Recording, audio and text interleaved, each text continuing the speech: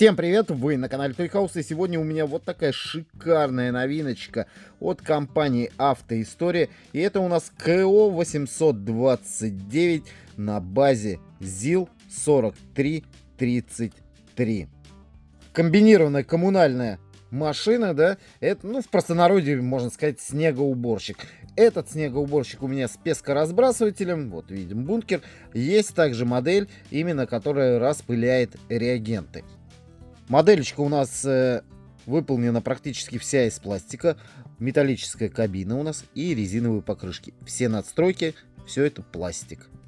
По факту очень красивая модель получилась. Я думаю, что она может в каком-то ближайшем будущем появиться в журнальной серии «Легендарные грузовики», да, от компании Madimil. Ну, соответственно, будет, конечно же, немножечко упрощена.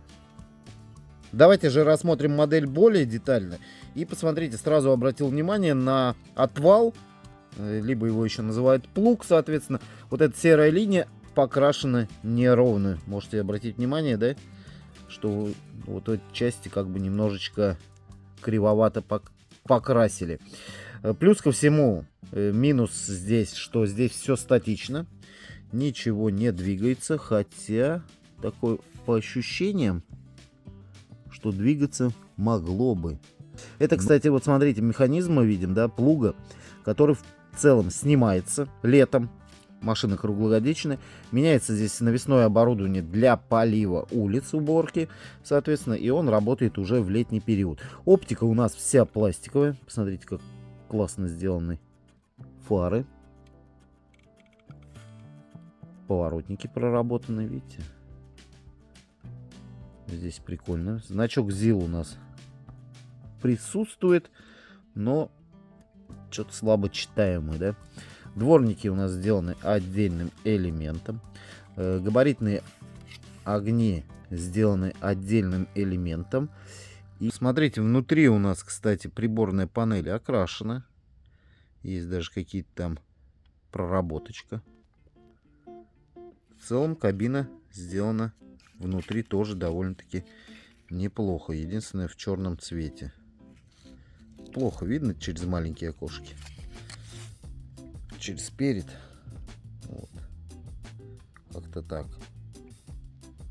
Очень нежные зеркала. Их даже лучше не трогать, потому что они прям ломаются на ура. Ладно, я потрогаю для вас.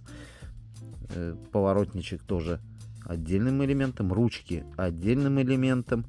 Все сделаны очень здесь классно.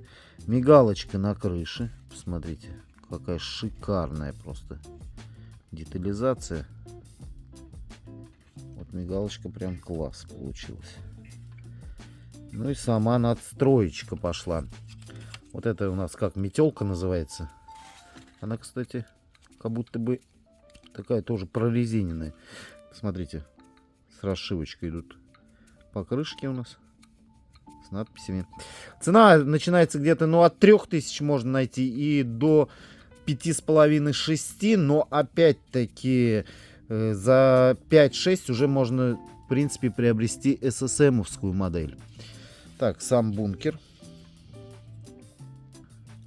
Сюда вот насыпается песок, ну, либо какой-то сыпучий реагент, типа того. И вот отсюда он у нас разбрасывается. 100 раз, наверное, видели такую машину. Особенно очень классно, когда вы едете за ней, и вся ваша машина становится в песке, либо в реагенте. Фонарь заднего хода, либо это подсветочка какая-то, наверное, заднего хода все-таки. Здесь у нас задние фонари также сделаны в виде стекляшки. Ну, в целом, вот выглядит вот таким вот образом задняя часть. Мне, по сути, мне нравится модель. Мне кажется, здоровская, в коллекцию коммунальных автомобилей самое то. Давай бензобак, соответственно. Так, вот с этой стороны давайте еще заглянем. А, ну вот здесь вот уже поинтереснее сделано. В общем, снизу модельчика выглядит вот так.